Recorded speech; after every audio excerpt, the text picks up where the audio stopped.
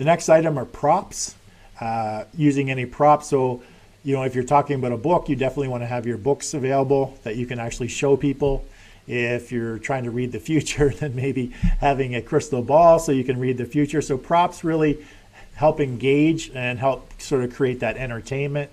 And it's actually tangible, so you can people can actually see things that you're using.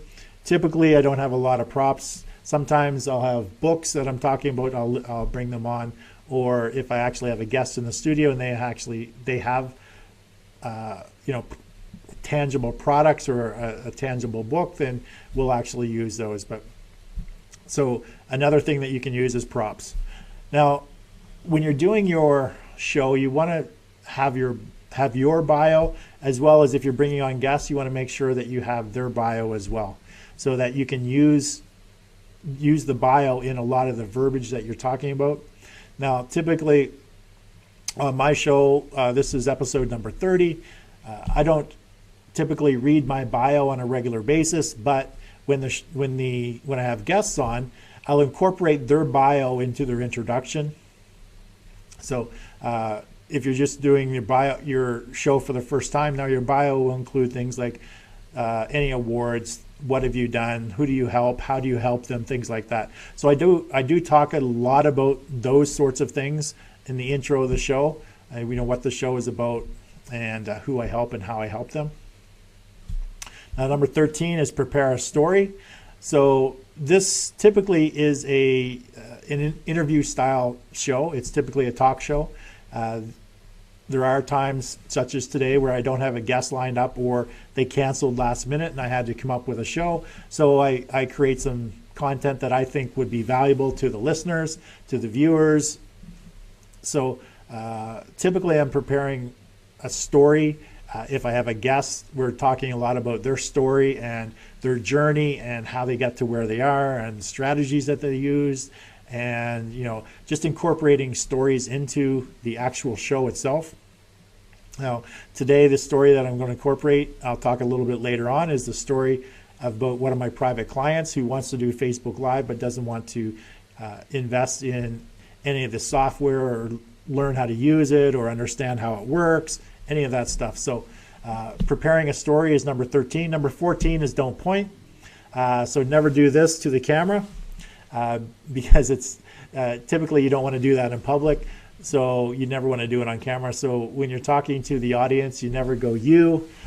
You would open hand like this, and you would give that sort of gesture if you wanted to talk to the audience or point to the audience in any way.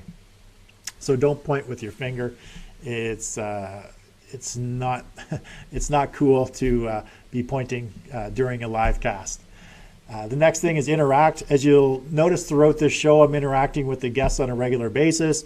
I have very specific times when I'm acknowledging guests who are joining the show, who leave comments, questions, and I'll get into a little bit why I try not to interact while I'm in the middle of a point, or like going through these 24 points, for example. I see people are joining me. I see that there's some interaction, but I'm not breaking the actual piece of content that I'm actually working on. And I'll talk a little bit about why I don't do that. But you definitely, throughout the live event, you definitely want to interact with your guests. You want to engage with them.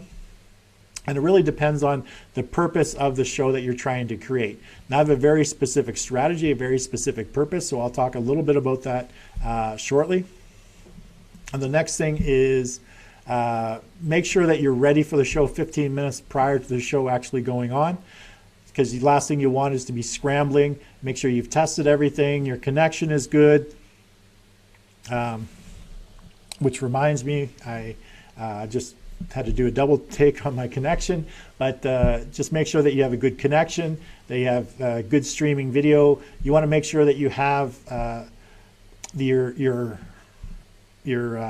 data, your internet data, your upload speed is, preferably over 10 megabytes per second, but at the very least 5 megabytes per second. Never try to do something for less than 5 megabytes, and don't use Wi-Fi. You want to definitely connect your computer directly through an Ethernet cable into the actual modem or into the wall where the modem is connected or runs through, because the Wi-Fi can get interrupted a lot more often than the actual feed directly coming from the modem itself. So 15 minutes before, make sure that you have connected, make sure that you've tested everything out. Now the number 17 is, prior to actually getting started, is to restart your computer. Now there's been several times when I've done this show, I haven't actually restarted my computer. And what ends up happening is I can see the CPU usage with the program I'm using, the Wirecast program I'm using. It shows what percentage of my CPU is actually being utilized to run this show. So right now it's running at 18 to 23% usage for my CPU. There have been times when I haven't restarted and there's been a lot of things in the cache or whatever the stuff is that, you know, it slows down your computer. But I've been running at 98, 99%. And I know when I see that red at 98, 99%, I'm just saying to myself as I'm doing the show, oh, I hope it doesn't crash. I hope it doesn't crash. So unfortunately, a couple times I lost the feed and we got it restarted, but I try to make it a habit of restarting my computer prior to every live event, just to make sure that I get a good feed coming through. There's nothing, there's less things clogging up the internet, clogging up my internet feed, things like that. Less usage of the computer. So when I log on, after I restart, I try to close all my programs except just the one that I'm actually using. So number 18, actually I talked about this a little bit, is your connection speed. You want to have at least 10 megabytes per second if you can, upload speed. That's very important. So when you're searching for internet, just make sure, do the speed test. You can do that by going to speedtest.net, and you can run a speed test on your upload speed as well as your download speed. So that's very important. And as I mentioned, you want to have a connection. You want to connect live or hardwire into your computer is much better and much more stable than running Wi-Fi. Number 19, no file sharing. And a funny story, when I was interviewing John North last week or the week before, I noticed that his Skype, now John's in Australia, I noticed that his Skype feed would sort of cut in and out on a regular basis. And I knew it wasn't anything on my side. So come to find out, after it was all said and done, I said, John, your Skype kept cutting in and out on a couple times. He goes, yeah, I forgot that my kids are running file sharing programs. So BitTorrents, they're uploading and people are uploading from their computer or downloading from somebody else's computer. So there's a lot of file sharing, which takes up a lot of the bandwidth. So you want to make sure that there's no file sharing. The kids have turned off their BitTorrents, and so that can interrupt your feed. Number 20 is no upload. So basically don't be uploading things at the same time. So don't be uploading movies if using your same computer, or uploading videos to the internet.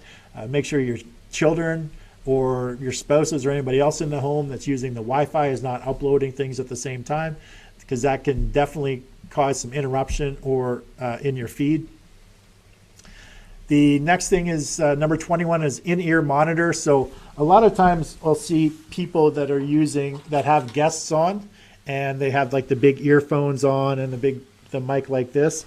It definitely looks like you're sitting in your parents' basement, and so you want to go with something like this, which is just an earpiece that you actually connect. It's like an anchor, or like you see the Secret Service agents or the CIA, they're wearing these earpieces that they just tuck in your ear, and they go behind your shirt and down.